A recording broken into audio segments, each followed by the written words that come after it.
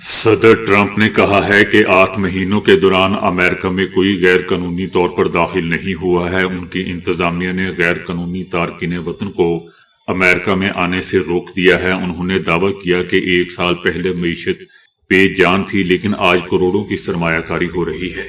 ایران کے حوالے سے انہوں نے بات چیت کرتے ہوئے کہا کہ ایران کی جوہری افسودگی کی صلاحیت کو ختم کر دیا گیا ہے۔ انہوں نے ایک دفعہ پھر یہ بات دہرائی کہ انہوں نے پاک بھارت سمیت 8 جنگیں رکوائی۔ پاکستانی وزیر اعظم نے کہا کہ میں نے کروڑوں جانیں بچا لی۔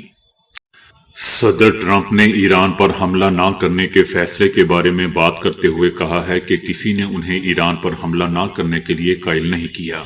ایک صحافی نے صدر ٹرمپ سے سوال کیا کہ کیا عرب اور اسرائیلی حکومت نے آپ کو ایران پر حملہ نہ کرنے کے لیے قائل کیا تھا، جس کے جواب میں صدر ٹرمپ کا کہنا تھا کہ کسی نے مجھے قائل نہیں کیا، میں نے خود اپنے آپ کو قائل کیا۔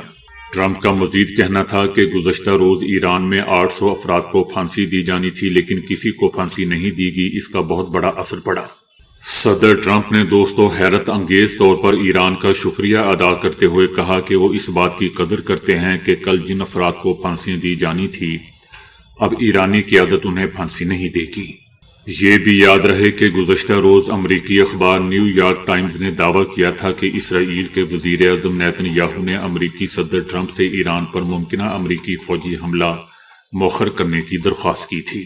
نیتن یاہو نے بدھ کے روز صدر ٹرمپ سے بات کی۔ اسی روز امریکی صدر نے یہ بیان دیا کہ انہیں دوسری جانب سے انتہائی اہم ذرائع سے معلومات ملی ہیں جن کے مطابق ایران میں مظاہرین کی ہلاکتیں رک چکی ہیں اور مظاہرین کی سزائے موت پر عمل درآمد نہیں کیا جا رہا۔ اس سے پہلے بھی دوستوں برطانوی اخبار دا ٹیلی گراف نے دعویٰ کیا تھا کہ صدر ٹرمپ نے ایران پر حملے کا فیصلہ آخری لمحوں میں تبدیل کر لیا تھا۔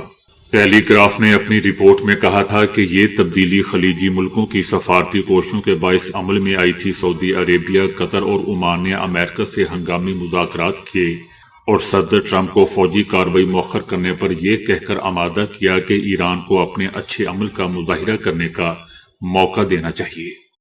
روسی صدر پیوٹن نے اسرائیلی وزیر اعظم نیتن یاہو کو ایران کے معاملے پر ثالثی کی پیشکش کر دی ہے۔ روسی صدر پیوٹن نے ایرانی صدر ڈاکٹر مسعود اور اسرائیلی وزیر اعظم نیتن یاہو سے دوستوں ٹیلی فونی گفتگو کی ہے۔ صدر پیوٹن نے نیتن یاہو سے گفتگو میں ایران اور مشرق وسطی کی صورتحال پر تبادلہ خیال کیا ہے، جبکہ انہوں نے نیتن یاہو کو ایران کے معاملے پر ثالثی کی پیشکش بھی کی۔ روس کا کہنا ہے کہ صدر پیوٹن خطے میں کشیدگی میں کمی کی کوشش جاری رکھیں گے۔ اس سے پہلے بھی دوستوں ایک امریکی اخبار نے انکشاف کیا تھا کہ اسرائیل اور ایران نے روس کے ذریعے صدر پیوٹن کے ذریعے ایک دوسرے کو پیغامات بھجوا کر یقین دہانی کروائی ہے کہ وہ ایک دوسرے پر پیشگی حملہ نہیں کریں گے۔ افغانستان پر قابض طالبان رجیم کو سفارتی محاذ پر مسلسل ناکامیوں کا دوستوں سامنا کرنا پڑ رہا ہے۔ روس کا کہنا ہے کہ افغان مسئلے پر روس کا امریکہ کے ساتھ نہ کوئی رابطہ ہوا ہے اور نہ ہی اس سال کوئی اجلاس۔ روس اور امریکہ نے افغانستان کے حوالے سے کوئی براہ راست مذاکرات بھی نہیں کیے ہیں۔ دوسری طرف ٹرمپ انتظامیہ نے افغان باشندوں کی امریکہ میں آبادکاری کے لیے قطر میں قائم کیمپ بند کرنے کا فیصلہ کیا ہے۔ افغانستان سے انخلاء کے بعد افغان باشندوں کو عارضی طور پر اس کیمپ میں رکھا گیا تھا۔ ایران نے دوستوں G7 ممالک کا بیان مداخلت پسندانہ قرار دیا ہے۔ ایران کا کہنا ہے کہ ایران میں تشدد میں اسرائیلی کردار کے ناقابل تردید شواہد موجود ہیں۔ ایران کی جانب سے کہا گیا ہے کہ ایران میں پرامن احتجاج کو صہیونی حمایت یافتہ تخریب کاروں نے پرتشدد بنایا۔ 8 سے 10 جنوری کے دوران مظاہرین اور سیکیورٹی اہلکاروں پر حملے کیے گئے۔ تشدد اور تخریب کاری میں اسرائیلی کردار کے ناقابل تردید شواہد موجود ہیں۔ امریکی اور اسرائیلی حکام کے بیانات تشدد پر اکسانے کے واضح ثبوت ہیں۔ ایران کا دوستوں کہنا ہے کہ ایران پرامن احتجاج کا حق کا احترام کرتا ہے، آئین کے تحت شہری حقوق کا پابند ہے، ریاست شہریوں کے تحفظ اور امن و امان برقرار رکھنے کی مکمل ذمہ داری نبھائے گی اور بیرونی سرپرستی میں تخریب کاری کے خلاف قومی سلامتی کا دفاع کیا جائے گا۔ ایران کا یہ بھی کہنا ہے کہ G7 ممالک کا ایران کے اندرونی معاملات پر بیان مداخلت پسندانہ ہے۔ انسانی حقوق کے نام پر امریکی قیادت میں G7 کا دوہرا معیار بے نقاب ہو گیا ہے۔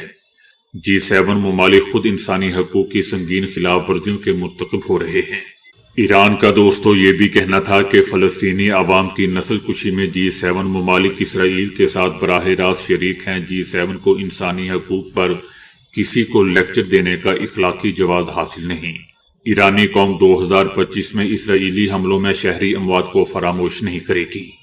ایران نے کہا ہے کہ G7 ایران کے داخلی معاملات میں غیر قانونی مداخلت بند کرے، غیر قانونی پابندیاں ختم کرے اور انسانی حقوق کو سیاسی ہتھیار نہ بنایا جائے۔ انسانی حقوق کے نام پر تشدد اور تخریب کاری کی حوصلہ افزائی کی جاتی ہے اور اس کو ہم ناقابل قبول سمجھتے ہیں۔